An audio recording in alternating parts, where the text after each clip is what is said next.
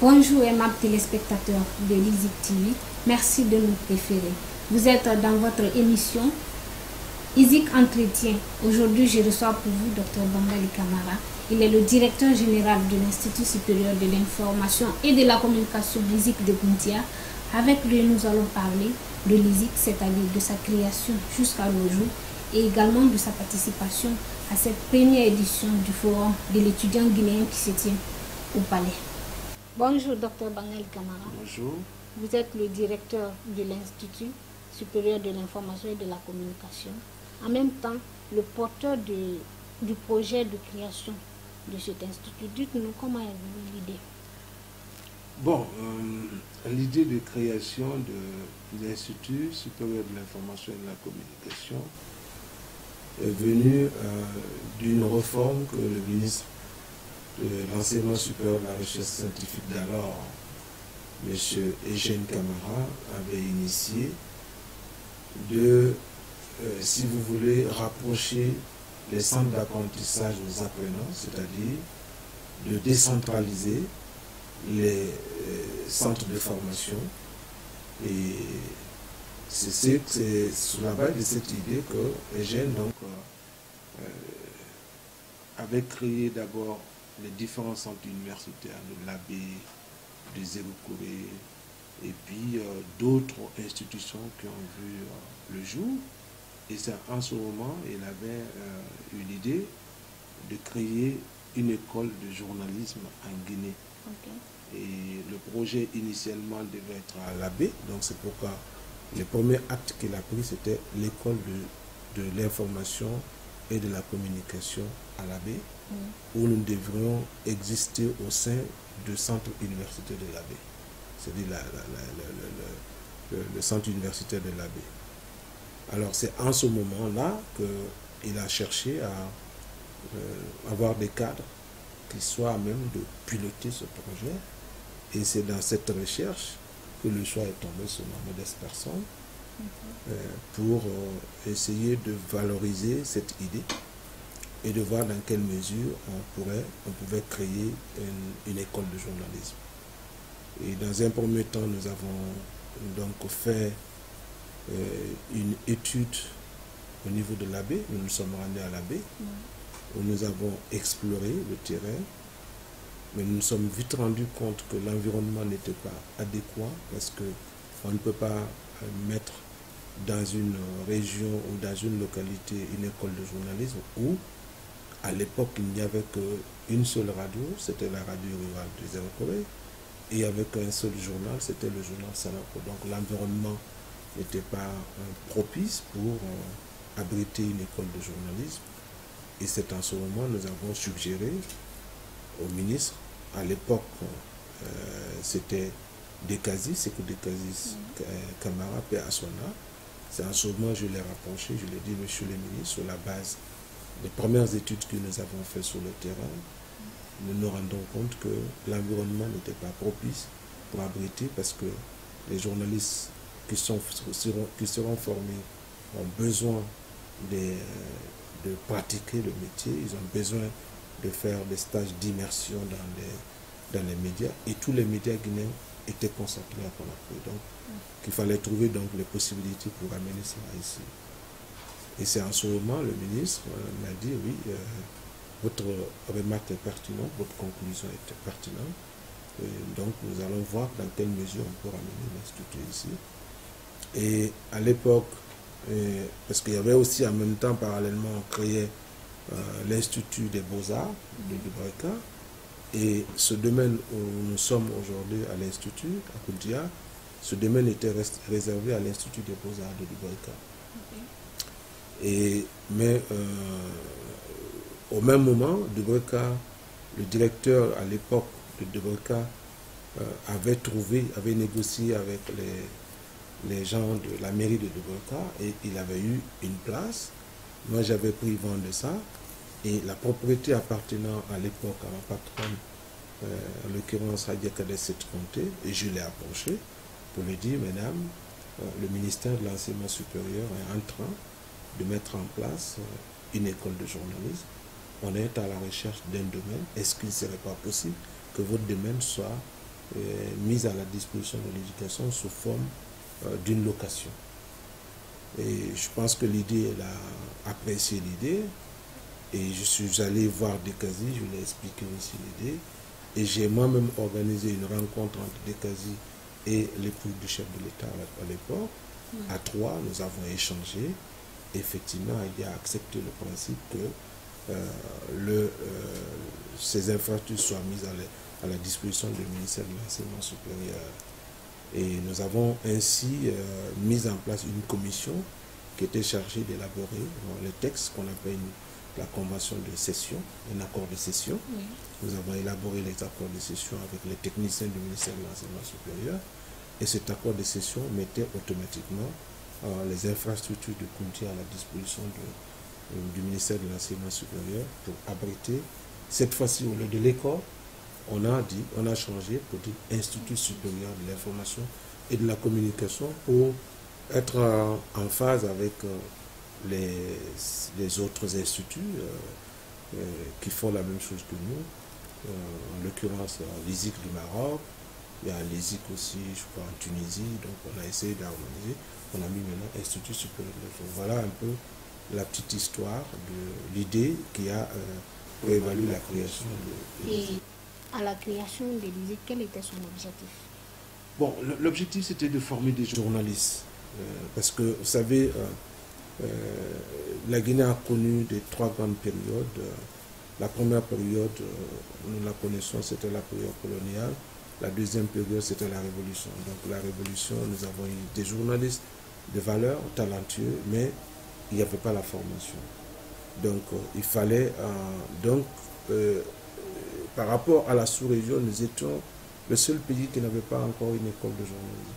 Donc créer une école de journalisme en Guinée revenait donc à former des journalistes parce que l'objectif qui était visé, c'était de qualifier la presse guinéenne.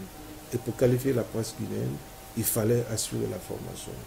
Donc cette formation devrait être faite en Guinée à travers un institut, en l'occurrence l'ISIC, qui avait été créé à dessein. Mais très vite, on s'est rendu compte qu'on ne peut pas développer le journalisme sans la communication. Et c'est pourquoi vous constaterez qu'il a fallu 2 ans, c'est-à-dire nous avons commencé en 2006, 2007, il a fallu en 2008 pour penser à créer, n'est-ce pas, la communication. Nous avons introduit le département de communication. Sinon, à l'initial, il y avait le département de journalisme. Ok.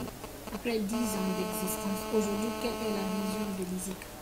La vision de l'ISIC, c'est que nous voulons que notre institut soit un institut de référence. À l'image de CESTI, à l'image de l'ESTIC, à l'image de celui du Maroc. Nous voulons vraiment que sur le plan de la formation, qu'on soit un référentiel à la matière. Aujourd'hui, nous avons en notre sein des programmes certifiés, qualifiants, qui sont en phase avec ce qui est enseigné dans les grandes universités, telles qu'à Dakar. Et nous avons en 2013 eu l'occasion aussi de travailler avec l'EJ, qui nous a apporté vraiment un certain nombre de choses en termes d'amélioration du contenu de notre formation, même en termes de stratégie pédagogique. C'est pourquoi aujourd'hui notre stratégie pédagogique repose à 60% sur la pédagogie active et à 40% sur l'académie. Parce que dans un premier temps, on était beaucoup plus dans l'académie, c'est-à-dire l'apprentissage théorique, les cours magistraux, et on avait 40% seulement des travaux pratiques, de la pédagogie active. Vous constatez aujourd'hui, nos étudiants, ils sont dans une dynamique pédagogique très active, et donc à 60%. Donc ce qui est un avantage certain, ce qui fait aujourd'hui, nous formons des étudiants qui sortent et ils sont prêts à travailler. Donc c'est les prêts à travailler qu'on nous formons. On ne forme plus des étudiants qui sont riches en théorie concernant le journalisme et la communication, mais on leur donne le professionnel, les outils professionnels pour qu'ils soient vraiment compétitifs sur le terrain. Voilà, donc notre vision c'est ça, c'est de faire en sorte que notre institut soit un institut de référence, n'est-ce pas, au niveau de la sous-région et pourquoi pas au niveau international, parce que nous voulons aussi grandir plus que ça.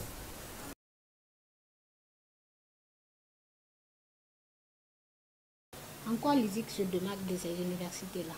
Je pense que la différence est nette, parce que nous avons un programme qui est en phase avec les réalités du monde du journalisme tel que enseigné dans les autres pays et tel que pratiqué. C'est ça la différence. On a un programme, un contenu riche. Et c'est pourquoi d'ailleurs nous avons toujours sollicité à ce que les autres universités viennent avec nous pour qu'on harmonise nos contenus. Et non seulement nous avons un programme, mais nous avons aussi, si vous voulez, une stratégie pédagogique qui repose aujourd'hui sur l'escalier d'apprentissage. Et cette stratégie pédagogique, ça marche très bien parce que nous avons une nette lisibilité sur, si vous voulez, la finalité de notre formation et sur le devenir de nos étudiants. C'est-à-dire, à la fin de la formation, nous savons pertinemment où on veut les amener, qu'est-ce qu'ils peuvent être, n'est-ce pas, dans leur vie professionnelle. Donc là, c'est un avantage. Donc, en plus de cela, nous avons aussi des ressources humaines et surtout des appuis pédagogiques. Parce que le journalisme ne s'apprend pas, tout comme la communication ne s'apprend pas, si on n'a pas des appuis pédagogiques. Et aujourd'hui, nous sommes, c'est vrai, nous avons encore quelques difficultés au niveau des équipements, mais le peu que nous avons nous permet aujourd'hui de donner un apprentissage cohérent et de qualité, parce que nos étudiants, ils apprennent à faire tout.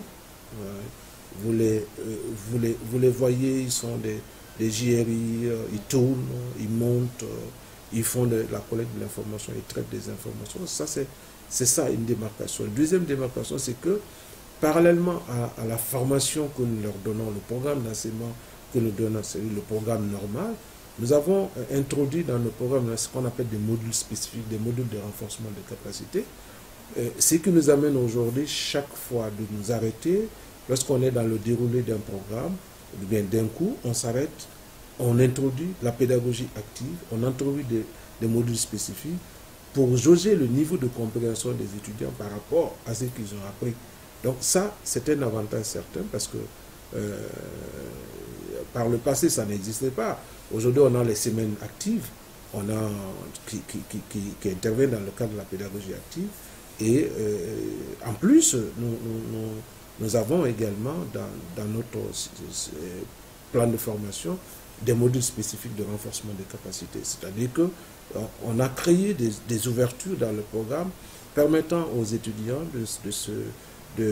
d'échanger avec les professionnels, n'est-ce pas, des médias, sous des modules spécifiques, par exemple JRI, on peut faire venir des gens pour juste une semaine avec les étudiants, ou 3 jours, 4 jours pour échanger.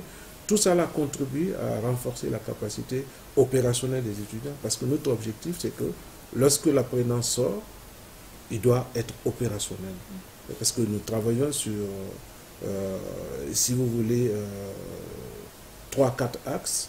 Le premier axe, c'est comment on appelle ça?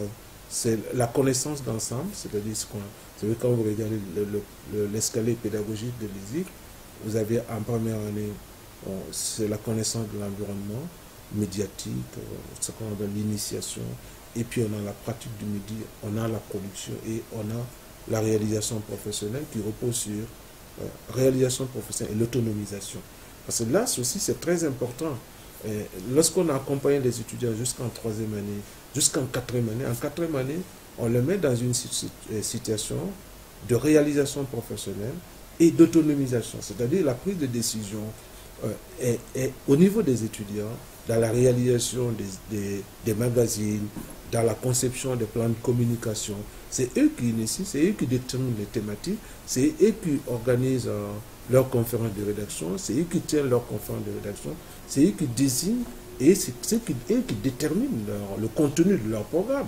Et nous, en tant qu'enseignants, on vient tout simplement regarder, voir qu'est-ce qu'ils ont fait, critiquer et au besoin noter, ou bien on leur demande carrément de reprendre ça, vous êtes passé à côté, vous auriez dû faire ça, etc.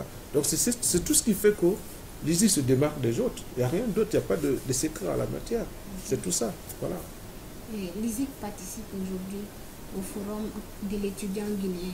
Concrètement, quel est son apport par rapport à cet événement? Vous savez, le forum de l'étudiant guinéen, c'est une plateforme d'échange et d'interactivité entre les universités. Ça doit offrir la possibilité à chaque université ou à chaque institut de présenter ses offres de formation, ses produits et services. Et ça devrait également permettre aux universités d'attirer, si vous voulez, les jeunes bacheliers vers eux, pour que ceux qui désireront s'orienter dans ces différentes filières de formation, dans ces différents parcours, puissent avoir une idée claire de leur choix. Ça, c'est un premier aspect. Deuxième aspect, ça devrait nous permettre de montrer un peu le savoir-faire de chaque université en termes de création, en termes d'innovation, en termes de partenariat. Et surtout, c'est aussi une possibilité d'échange entre les entreprises et les universités, parce qu'aujourd'hui, vous n'êtes pas sans savoir que la formation doit rimer avec le développement, ça doit rimer avec les attentes des entreprises de la place. Parce qu'il ne faut pas former quelqu'un dans un secteur et qui sort et il n'a pas de débouché.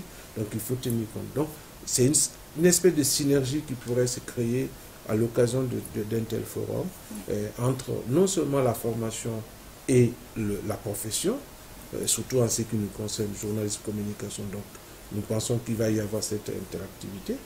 Et donc, nous partons au forum, c'est pour justement montrer le savoir-faire de l'ISIC, montrer nos offres de formation, montrer nos services, montrer en fait ce que les étudiants font. C'est pourquoi, dans un premier temps, nous avons demandé à nos étudiants d'assurer la couverture du forum au quotidien.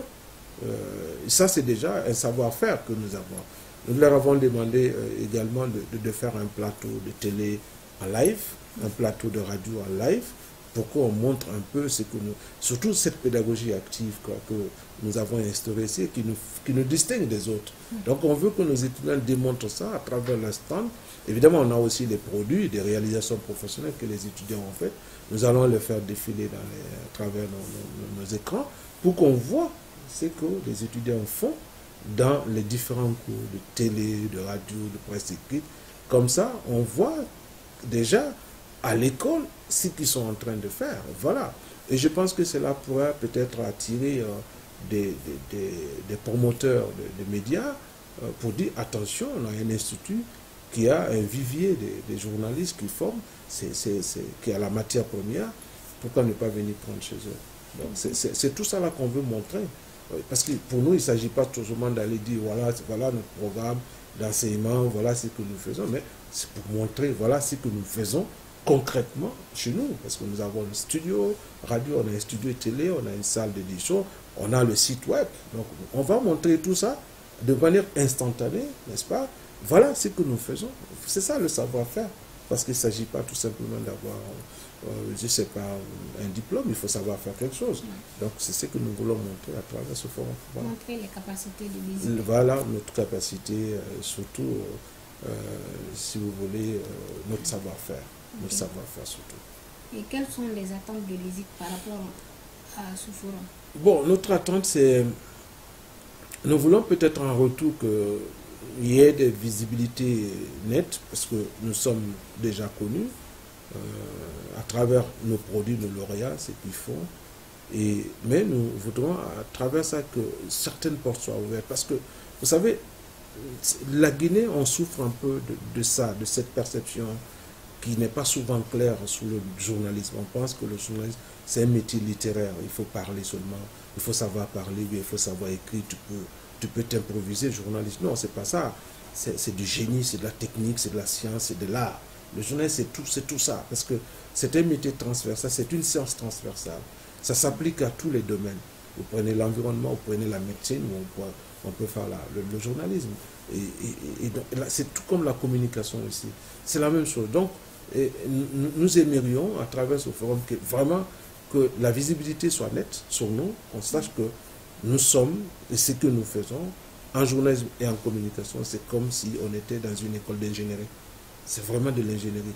Et surtout qu'actuellement, avec la technologie de l'information et de la communication, avec les nouveaux médias qui se créent, naturellement, on a besoin d'un environnement qui soit adapté à de telles situations. Parce qu'aujourd'hui, un journaliste qui veut travailler réellement dans un monde professionnel avec aujourd'hui les citoyens journalistes qui se créent, ou des journalistes web qui se créent, ou des journalistes smartphones qui se créent. Donc, on a besoin vraiment que ce journaliste-là, qui sort d'une école de journalisme, soit capable d'utiliser ces outils-là, les réseaux sociaux, qu'il soit capable de les utiliser, mais de manière très responsable. Parce qu'on est dans un environnement numérique aujourd'hui qui fait qu'il suffit qu'il y ait un événement, quel que soit où l'événement se produira dans le monde, de manière instantanée, on a les informations. Quelqu'un balancerait ça, il y a le YouTube, il y a tout. Donc tout ce savoir-faire-là, on veut vraiment montrer ça. Et nous pensons que à travers ce forum, lorsque les gens auront réalisé que le journal, ce n'est pas seulement la parole, c'est aussi la technique, et je pense que ça va nous permettre aussi d'avoir une attention soutenue de la part de certains partenaires, de certains responsables, surtout qu'ils sachent ce que nous faisons. Nous faisons ici un travail énorme, ce n'est pas facile de formater des étudiants dans le domaine du journalisme, ce n'est pas du tout aisé, mais si nous avons par exemple des partenaires, surtout les professionnels des médias, ils doivent, les promoteurs de radio et de télévision, ils doivent savoir qu'il y a un institut qui existe et que cet institut-là peut produire, n'est-ce pas, des ressources humaines qui pourront les aider dans leurs différentes tâches et voilà, dans leur production. Je pense que c'est ça notre attente. Voilà. Ok, Dr Bangali, nous sommes pratiquement à la fin de cette émission. Merci d'avoir accepté notre invitation. C'est moi qui vous remercie. Chers téléspectateurs, nous sommes à la fin de cette émission. ISIC Entretien. Merci à tous de l'avoir suivi et bonne suite des programmes à notre campagne.